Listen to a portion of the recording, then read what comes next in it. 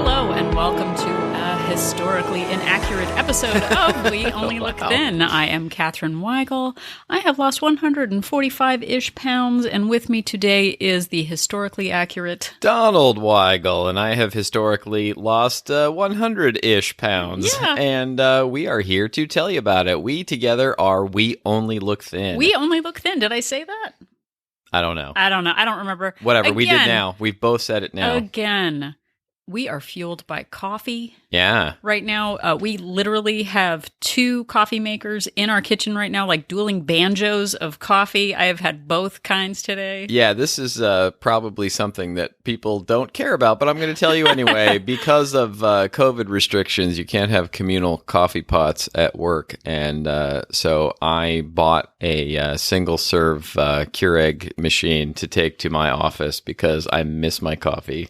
I can have one in my office, but we can't have one in the kitchen. So I am trying it out. So I have had Nespresso today. I have had Keurig today. I have had probably 5 to 8 cups. I don't remember, but it is fueling this episode. So this You get the benefits of her caffeine overload, everyone. Yeah, it's going well. It's going better than me taking a shower. I am not showering.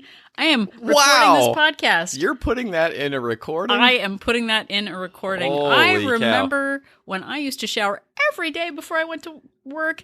And now, I don't know when the last time I took a shower. I have a face for podcasting right now. A face only mothers on podcasts could love. You know, I'm just going to let our listeners behind the curtain a little bit right now. I am actually podcasting remotely because of Catherine not showering all the time. So, oh my gosh. No, I'm in the same room. Yeah. That's not true. But you know what our room is?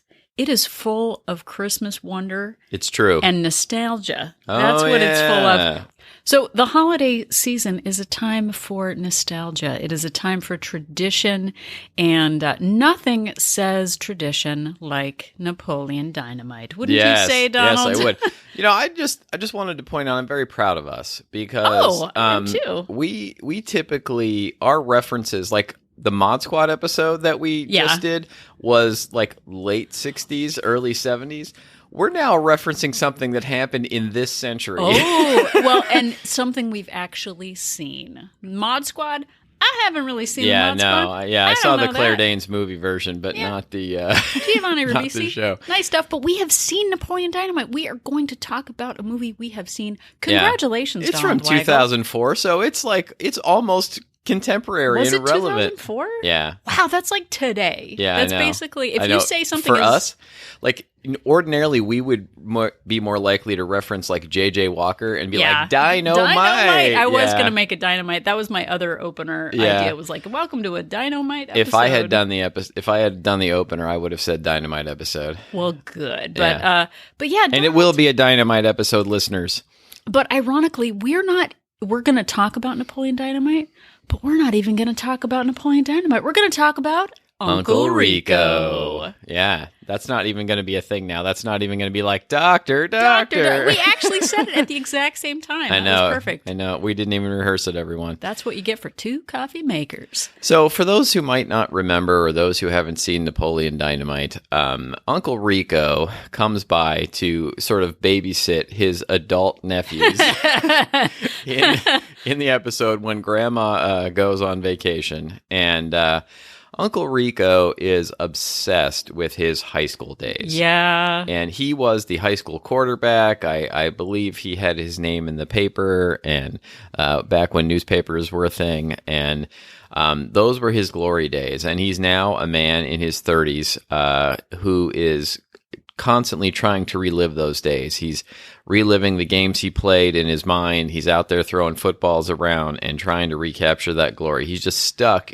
in the past rather than moving on to the future. Yeah, and it's kind of pathetic. Yeah. Like, I mean, and I think we have all seen that movie trope of like the guy that goes back to high school with the Letterman jacket after he's graduated because he wants to be like big man on campus, like going back to those nostalgic perfect days. I even like my grandmother always used to say like, oh, there's nothing better than my high school days. There's nothing better than my 20s. Yeah. And that always kind of made me sad thinking that like I know the best was in the past. And I think that we we do that, and we can see, a magnified version like Uncle Rico reliving his glory days. Why don't you tell us about what he did with his glory days and the lengths he went to get there? There's a scene in there where he goes on the internet, I believe, and was the internet even alive? I don't know. Back it was 2004. then? I honestly don't remember how people ordered anything. I think he was before in the internet existed. Montgomery Ward catalog.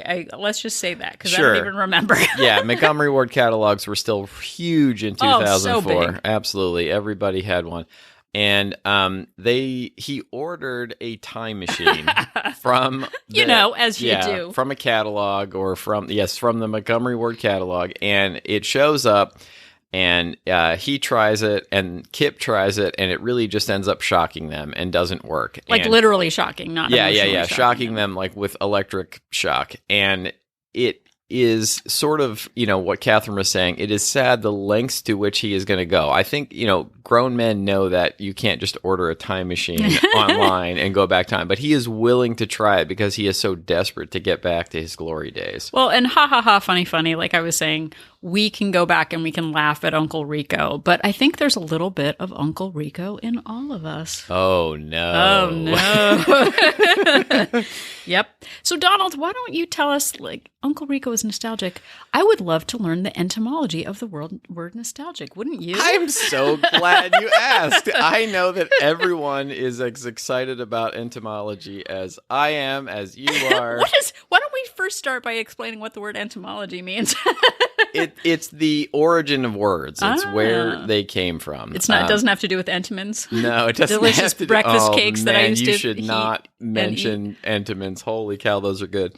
Anyway, etymologically. Ooh, science. Yeah. I sound super smart right now. The word nostalgia means a morbid longing to return home.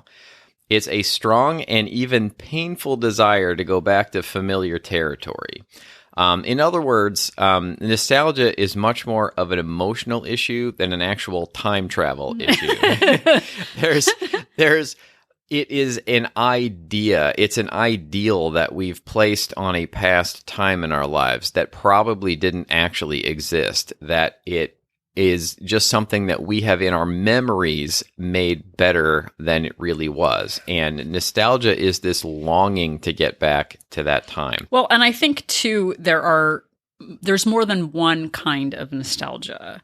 There's restorative nostalgia, which is actually a positive. There are parts of our life, like Christmas traditions, that are positive, like rooting for your home team. Yeah. You haven't lived in Pittsburgh since you were a little kid, but you and your family still root for the Pittsburgh teams. Yeah, because, that's what I grew up doing, and that, there's a sense of, and I think there's also a sense of why I collect certain things that I collect, because they bring back that feeling of childhood. Right. The object reawakens that, wonderful childhood feeling in me. Right. So there's family traditions, there's family recipes. I have, part of my heritage is Polish. So when I go back and think of eating delicious pierogies, I feel like I'm honoring my childhood. But we have, songs and books and games and family destinations that bring back warm and happy memories. And they are positive, they add and enrich our lives. But there are also toxic memories, toxic nostalgia, the belief that the before time was better, that the time before, was perfect. Sorry. And this is Uncle Rico from Napoleon Dynamite. Uncle Rico just longing for the past. He's so stuck that now he's in his 30s. He's not doing anything with his life because he just wants to get back to being that high school quarterback. Yeah. And I took a photography business class 10 years ago. I don't even remember what time is anymore. It was probably 2004. Because seriously, if you say 10 years ago, it could be 1990. It could be 1980. I don't even know. Yeah, I just turned 51, so I don't remember anything anymore. Happy birthday. Yeah. Anyway, so I took a photography class with a photography professional named Tony Luna. I will drop his name. But he talked about toxic nostalgia being a time when we trap ourselves in the past and just believe that the past was better than now.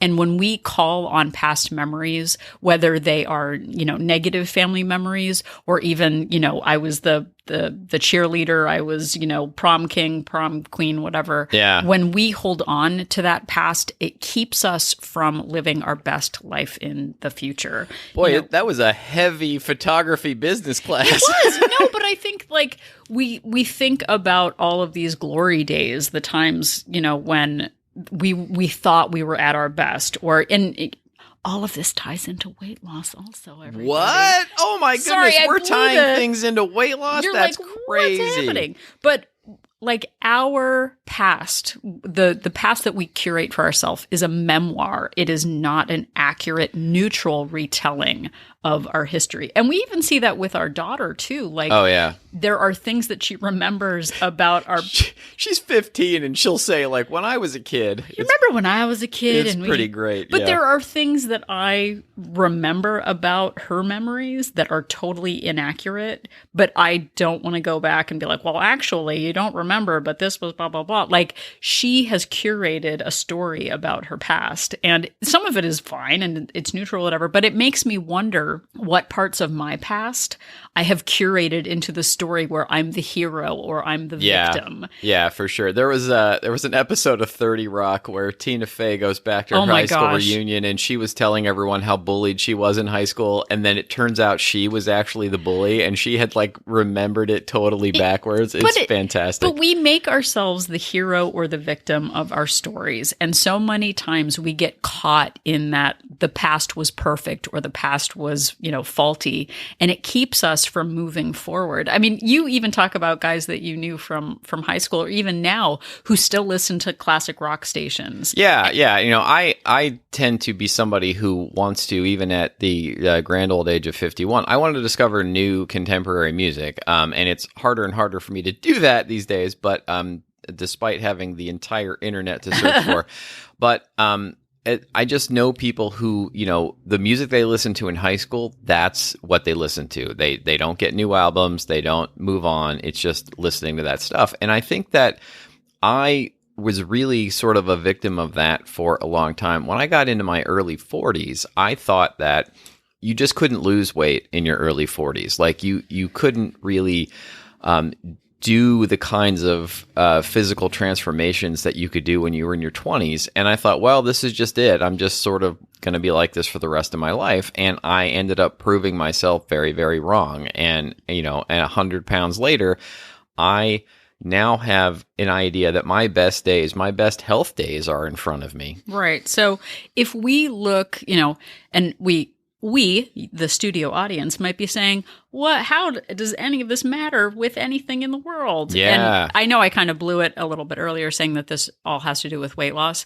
So I'll tell you, it has to do with weight loss. But there have been times in the past, if I look back at Facebook memories, which is a thing before TikTok. Oh. Facebook was a thing before TikTok and before. Yeah, you got your ticks and your talks and your hips and your hops. MySpace begat Facebook. Facebook begat Snapchat, which I don't even know how that works. But if you go back in your Facebook memories, it takes you back to your curated memories of your past.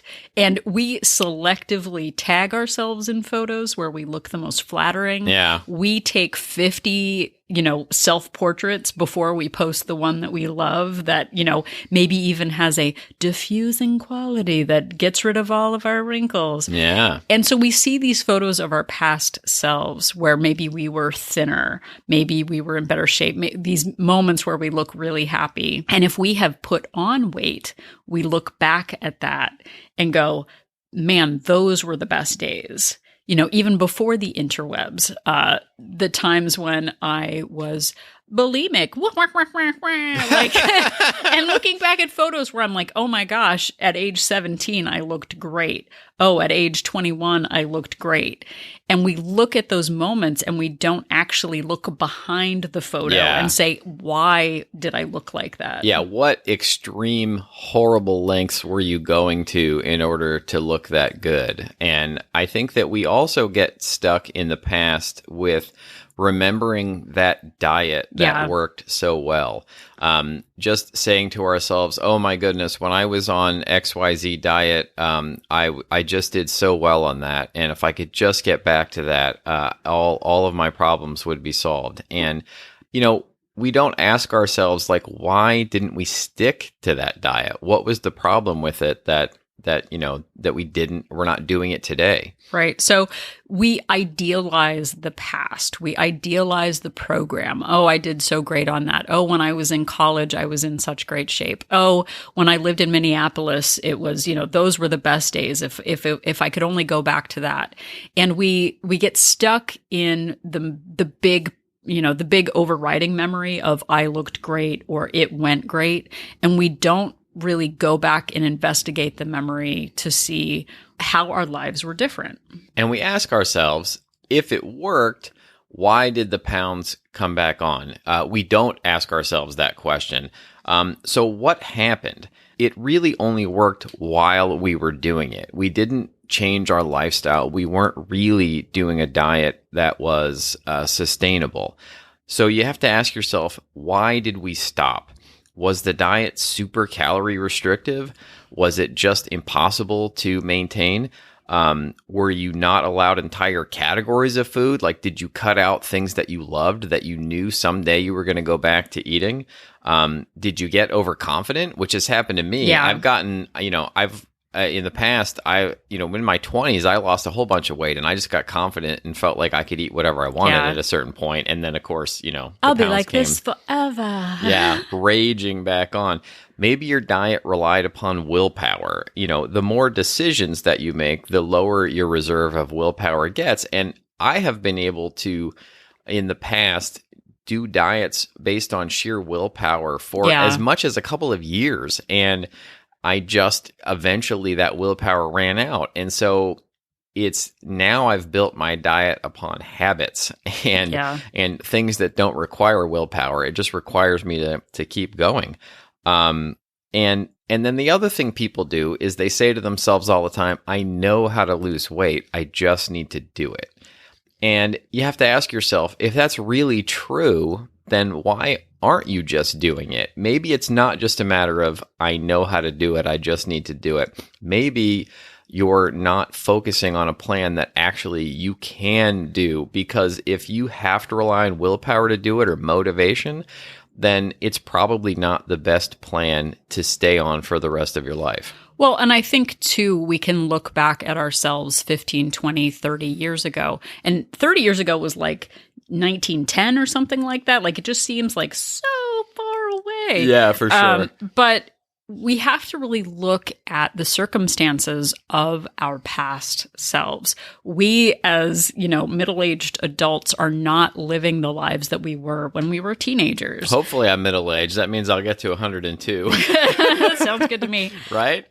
But we have to ask ourselves, how was life different back then when you were doing Diet X? That sounds like a very exciting diet. Diet X. Ooh, that's the name of our diet. We're going to call it Diet X. It sounds very outer spacey. Yeah. But if you look back, like I remember when you were vegan after college, living at home, working at a health food store, your life was very different then. You were working, maybe 30, 40 hours a week. Yeah. You were living with your parents, so you didn't have financial constraints. You had tons of free time. You weren't a parent. Yeah. It is funny, though. I was going to college full-time and working 30 hours a week, and it felt like I had all the free time in the world. I don't know how that's possible, but it really did. But, you were able to make black bean soup every day, and you were able to work out every day. Well, and my job had all of this food that was, conducive to the diet I was on at the time, and it was just like every day I was at the place where they sold it, and it was really easy to get it and bring it home all the time. It was no trips to the grocery store because it was just my job to go there. Right. And for me, we are parents now. We're working full time. We have a podcast. We have a weight loss accountability group. Our life now is different. My life now is different than when I was losing weight. Yeah. I didn't for sure. have a weight loss accountability accountability group. I didn't have a podcast. And all of that time was spent actually doing the part of the weight loss. Yeah, for sure. But going back and saying, like, how was your life different in whatever nostalgic time? Were you in a different financial state? Were you living alone or with roommates? Was COVID a thing or not a thing? Was your work situation different? Was your commute different? Your relationship situation. Right. Was your family situation different? Were your health conditions different? Like, if you have aging parents, are you now in a different condition with that? So really looking at that big picture of, oh gosh, everything was so great when I was training for that marathon. Okay, well, what does your life look like now? Were you working? Were you not working? If you were in college and in great shape, were you actually on a team where you had outer accountability and you had to show up with people? Yeah. But now that you're a working adult, you're more sedentary. Your commute is different. Like, looking at all of those different factors really matters, because we can just say, oh, everything was so great back then. Well, and our metabolism changes too as we get older. I mean, I went on keto in my 20s and pounds just kind of like, I mean, in my memory, I'm doing that same thing. It felt like the pounds just, melted away. And then I went on keto again. I mean, it was called Atkins back then, in my 30s, and it did not work the same way on me. And maybe I just wasn't doing it the same way or whatever, but either way, that diet was not sustainable for me. There was no way I was going to avoid eating carbs for the rest of my life. Well, but too, like, when you were doing keto, at least at one point, you worked at a health food store. You were on your feet all day. Oh, yeah. You were around people who had a healthy mindset.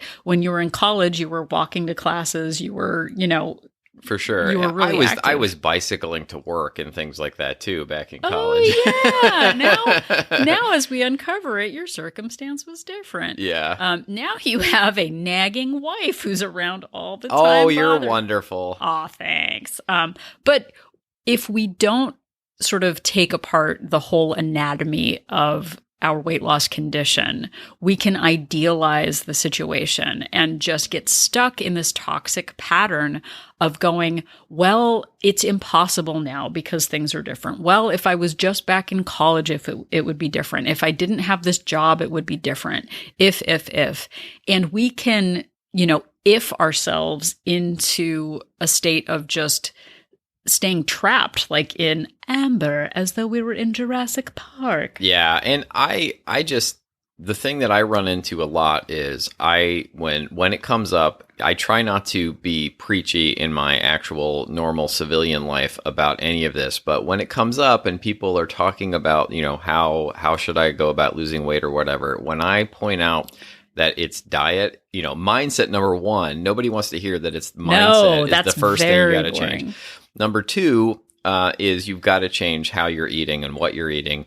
And people will very oftentimes say, I just need to get back to my exercise. Yeah. And it doesn't matter if I say you can't outrun a fork. They don't want to hear it. And they're just fixated on this time in their life when they could exercise their way to thinness. And as we age, it gets harder and harder to do that, for sure. Well, and I think, too, one of the things that I heard in Weight Watchers, I don't have the exact quote, but it's that, once this is over, then I'll do it. Oh, my goodness, yeah. Once COVID is over, then I will get back to losing weight. After Christmas, after our kid graduates, after we save this amount of money, once this project is over at work, once my family leaves after the vacation, once the house is back in order, once the roof is back on, once we pay off this debt, then I'll be in a position to start losing weight. And I think a lot of that is, tying into nostalgia, but there's also this sort of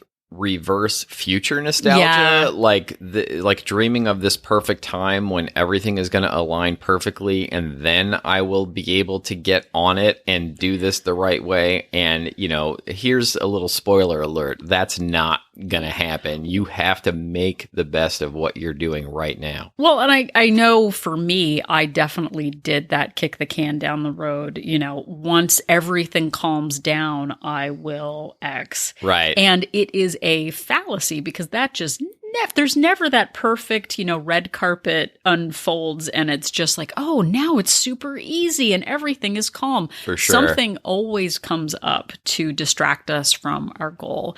And it is not that white knuckle, like I did the cabbage soup diet. It wasn't that like, okay, I'm going to do this diet for 6 months. I'm not going to go out with friends. I'm not going to go to a restaurant. I'm not going to visit anybody. I'm not going to eat anything that anyone else eats.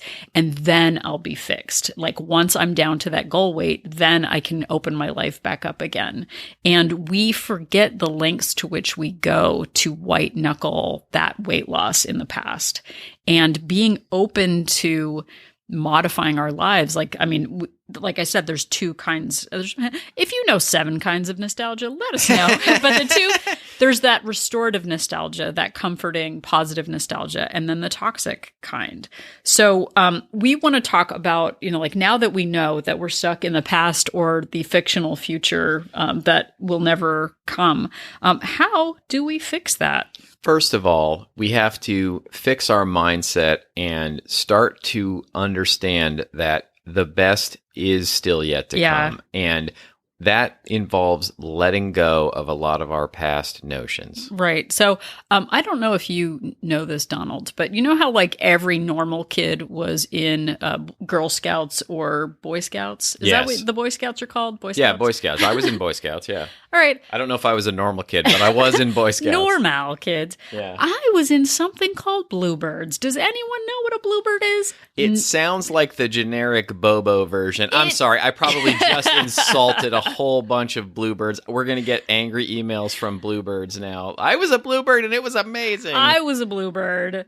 Which nobody knows what that is. There were no sashes. It's sort of like when I was a kid and my parents would buy like the ShopRite soda, and I was so embarrassed to have my friends over. You mean the cola? Yeah, the ShopRite cola. That's but right. I was in Bluebirds, and I knew at the time that it was like the knockoff version. Anyway, I won't attack it, but they did have a lovely song that we sang at the end of every Bluebird activity. It went like this. Oh, you're going to sing it. It was make new friends, but keep the old. Oh. One is silver and the other gold. We sung that in church. Oh, you did? Yeah. Oh, okay. For real. Well, yeah. Good. Then maybe you went to Bluebird Church. Maybe I went to the Church of the Bluebird. Oh my goodness, I just remembered.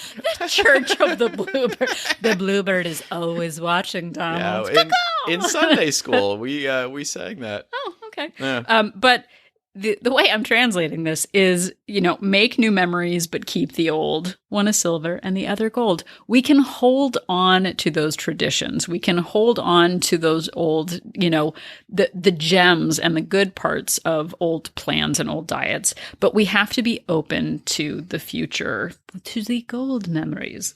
So we can take comfort in the past, but like Donald said, believe that the best is yet to come. Like I talked about before, looking back at those old memories of those old plans and really dissecting the whole memory of what the plan was about. How did it really go? Were you white knuckling? Were you leaving yourself out of, experiences with friends and family because you were just tied to the diet program? Yeah. And also realizing that you don't have to go back to some perfect plan where you were able to do the absolute perfect ideal version of losing weight, but that you can take the circumstances that you're in now and do what you can do. What are you willing to do right now? What can you do right now? You can't do the ideal meal prep. Maybe you can do a semi-homemade meal prep. Maybe you can get by with frozen meals. Maybe you can prep on one day of the week and then supplement that with prepackaged things. You can't do all of your exercise. Maybe you can just add something. All of the things that we've talked about through 150 other episodes, all of the, walking extra, taking the stairs, taking the long way to get places, fidgeting, getting a rebounder, all those things, doing yoga videos at home, all of that stuff that maybe you can just do something right now. 5 minutes a day, 10 minutes a day, 20 minutes a day, like something. What about 30 minutes a day? No, that's ridiculous. No one can put in 30 minutes a day. All right, 27. We'll tear it apart. But also, going back especially at the holidays right now, so much of the holidays are steeped in tradition. And this year in particular, we talked about before, might look very different than other family traditions. Yeah. And one way that we carry on family traditions is by honoring old recipes, family traditions. Like we had talked about making cookies, making babka, from my grandfather's, I was going to say Polish days. He was always Polish. Back in his Polish days, before he converted to, I don't know what, Germanism? I don't know. Germanism. But I'm sorry. Pop-up, in heaven, I love you so much, and I am grateful for those traditions. But we can honor those family traditions without having them on our hips. Like we can modify old recipes. We can decide that we will only have one family dish on a holiday that is, steeped in tradition and buttermilk. Right. He used to drink buttermilk like for fun. My mother has done that in front of me as well. He also, maybe toxic nostalgia, he would brush his teeth with ivory soap because that's what he did in the Navy. Yeah, no, Is thank you. Is that toxic nostalgia? It just might be toxic. Yeah. It just might be straight up. Maybe he cursed so much. Should not probably put soap in your mouth. Maybe he cursed so much he was making up for it in his glory days. I don't know. Just like Ralphie. Yeah, but we can modify recipes, we can modify traditions, and we can modify those old, weight loss habits that we had to suit our current needs.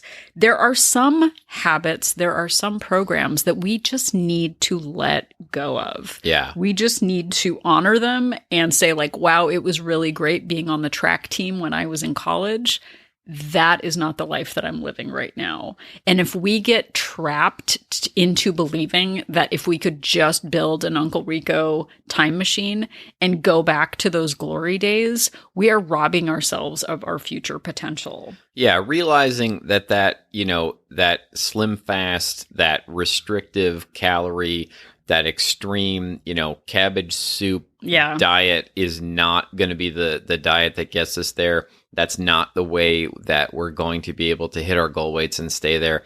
Letting go of the idea that there's only one way to do this and that there's only one right way to do this is a huge part of letting go of that toxic nostalgia. Well, and two, in this time of COVID, I know we are introverts, so staying home is super easy and feels like... I know. I don't need to see people. I get anxious even having to see them on Zoom calls these days. I know someone actually, I can't remember if I talked about this. Someone said that they might be having a birthday party get together in 2022. And I was like, I think I'm busy. Yeah, no, I've got very plans. Busy that day. I have plans for sure. What day is it? Yeah, definitely have plans. But right now, gyms are closed. We might not be able to get together with people. We might not be able to be on the soccer league. We might not be able to do, blah, blah, blah. We have to just pause those traditions and focus on what we can control. I think one thing that has really changed in this whole weight loss journey venture for Donald and I, if I may. Oh, you may. Tie you into this. Yeah. Is that I have learned to put together this like Voltron combination of weight loss habits that have built who I am today. When someone says, well, I was doing Weight Watchers or I was doing Atkins and I'm this one thing. I am not one thing right now. Yeah. I am taking pieces of Atkins, Weight Watchers, calorie tracking, fitness, and I am making my own plan that is just this like hodgepodge of what works for me today as a working adult with a 15-year-old, in COVID times. I am making it work based on the resources that I have around me, not saying, well, when COVID ends, then I'll do this. When our daughter graduates from high school, college, whatever, then I'll get back to it. Because it's sort of like an extreme diet mashup. Yeah. But I think, it is great to think, and I know I used to do this, I just wanted to be served this plan. Like, right. Do this 90-day intense plan and you're done. Here's every single thing you have to do from step 1 through step 47. Just do it in order and everything will work out. Right. Here's this one detox juice that you can drink and it will get you back on track. One weird trick. But it still happens. Like, oh, well, if I was able to, go to the gym, then I could make it work. Right. Oh, well, you know what? Brocklarabe is out of season right now. So Is that how you say that? Brocklarabe? Brocklarabe? I don't know. We'll look it up. Yeah, we'll look it up. If you know how to say Brocklarabe. I always thought it was Broccoli Rob. I don't know. You're probably Broccoli right Rob. there. Yeah. Hey, that's my new online name, Broccoli Rob. We're fun. We're super fun with vegetable puns. Yeah. But we say like, oh, well, when this is back in season, then I can do it. Oh, well, when I can afford, to join that, that plan again, then I'll get back to it. But we have made, space in our lives for I honestly think the coffee is just hitting its peak, like peak intensity right now. Yeah, we are, we're at an 11 right now, everyone. Super 11. But being in a position where we can look at the past and pull from it those items that actually really did work and fit into our current plan, our current season of our lives, I think is really important, and not just holding on to that, step 1, build a time machine, 2, go back and win, right, the all league champ, state, national, local events, I think is really important. And most importantly, I think, at least for us too, and this ties into maintenance, is like those glory days of people stopping us going, oh my gosh, you've lost so much weight. Yeah, for sure. Nice. Like we don't, we're just living our no one does lives that to me now. anymore. Yeah. Don is 2 or 3 jobs removed from his weight loss, and people just know him as a guy. Yeah, they just met me at this weight. Like they have no idea. Yeah. And he can't just drop pictures of himself right, on the ground like, oh, how embarrassing. I dropped this 8x10 picture of myself. Before and after of me? How did this get here? Exactly. But people do that name drop oh, well, in the before times when I was state national champion, oh, is that my Olympic gold medal that just fell out of my pocket? How awkward. Exactly, yeah. But we need to, or we get to set new goals for ourselves, living in a position where we just want that external recognition of oh, well, I'm at the end of the movie Rudy and I'm on everybody's shoulders, letting go of that and just saying that was a time is fine, but having future goals matters. And that might be, maybe you're not in a position to run, or train for a marathon or be on a club team for something. Maybe it's as much as, what, I'm going to set a goal to do 5 minutes of meditation a day. Yeah. You're not going to get an award in the mail for it, but it's something that you can, honor and enjoy for yourself. I just signed you up for the 5-minute meditation a day medal in the mail award club for Christmas. Thanks. You ruined it. Maybe it's signing up for virtual 5Ks. Maybe it's just trying a new vegetable every month. It is so boring being middle-aged, but it's fine. You don't have to live for those glory days. You can set small goals for yourself. Maybe it's even, being in a position now of just wanting to improve your stamina and your strength. So putting goals in front of you, setting your future self up for happiness instead of living in that past where everything was better. Things are tough as you get older. Things change. Your needs change, your family changes, and being in a position where we can look ahead and say oh gosh, I'm going to do a virtual 5K with my family if I can't see them now. I am going to focus on improving my form in doing a plank. I'm going to go from doing a 5-second plank to a 2-minute plank. Those small little stepping stones of improving really do matter, and it's what we can focus on.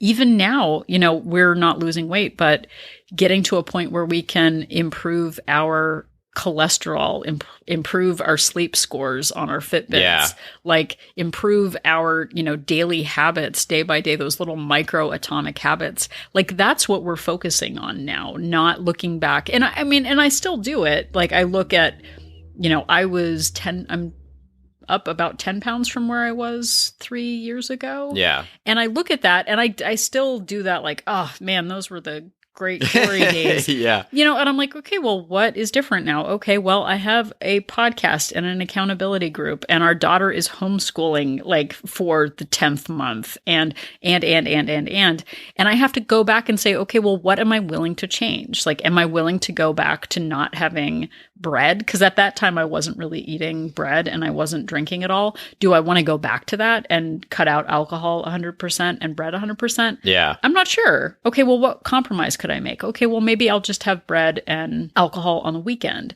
Like, we can make small incremental changes instead of just looking back and saying, well, the me of 10 pounds ago, I've only lost 145 pounds now. It was better when I lost 155 pounds. Like, life isn't as good now. Like, we can do that, and we can just hold on to those past days, or we can look ahead and go, what is possible now? What can I do in the months to come? How can I make myself proud today?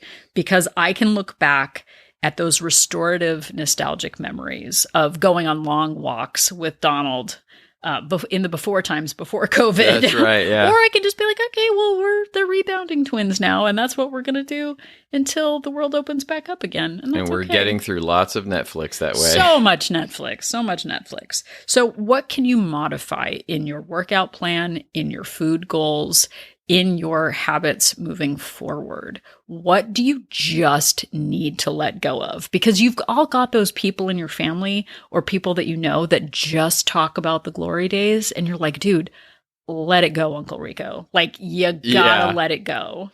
Exactly. And I think the capstone thought on all of this, college, is that it honestly feels so much better to believe that the best is yet to come.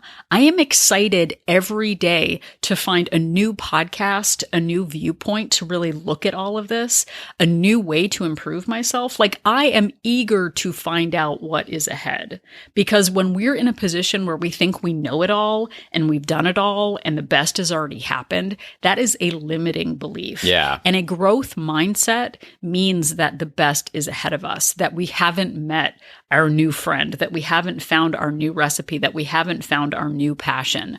I am looking forward, literally and figuratively, to all of the things that have yet to come, because that is a place of growth and possibility and excitement. And we can listen to the old songs and we can, reminisce about the past, but it is our duty to look forward for ourselves, for our family, into the future, and not get stuck in that toxic waste dump of the past. Yes, indeed. And we firmly believe that your best days are in front of you, just like we firmly believe that the best days of this podcast are in front of us. Thank you so much for listening. We really appreciate each and every one of you. If you would like to have a little bit of nostalgia for this show and go back to listen to old episodes, they're all still available wherever you found this one. And you can also find them all on our website at weonlylookthin.com. I love going back to listening to old episodes because I love hearing how inspirational I was. I forget all of the amazing advice that I give and that you give. I know. I've already forgotten what we talked about in this episode. They've told this Uncle Rico thing like 7 times before. They don't even remember it. Exactly. And if you would like a little extra support, you can go to that same website, weonlylookthin.com, and click on Join Our Support Group to find all about Wolt Place, We Only Look Thin Place. Yeah, it is a women's accountability group based on Facebook where it's not a diet plan, but we support one another. We have accountability challenges, and it's just a place to be really open and honest about our struggles and successes with this whole weight loss yearn venture. You can also go to Apple Podcasts and give us a couple of stars, stars review. We are at 396 5-star review as areas. Of the recording of this episode. We would love to get to 400. Wouldn't it be fun to be the 400th? I know, that would be great for you and for us. I don't know. I think that when we get to 400, we pass this threshold of podcasting where suddenly we're doing ads for Third Love bras. We're doing mattress ads. We're Yeah, doing we're sock on Good ads. Morning America or something. Or something. Is Yeah. that still a thing? I don't even know. I have no idea. Regis and Kelly. But I'm willing to find out. So if you could do us a favor and do that, we would appreciate it. Every rating and review helps us. Yeah. It boosts us in search results when people are looking for episodes like this. And also, if you have questions for us, or if you have episode ideas, if there are topics that you think we haven't covered, if you would like to write an episode for us, like Kendra did a couple of episodes ago, you can email us at weonlylookThin@gmail.com. You can also find us on Instagram, Twitter, and Facebook at We Only Look Thin to join the conversation. Yeah, we call that the socials. The convo on the socials. Join the convo on the socials. Yeah, it sounds so hip and cool right now. So thank you so much for listening, and if you still don't know the difference between Napoleon Dynamite and Broccoli Rob, just remember that Catherine and I are an inspiration. Dynamite!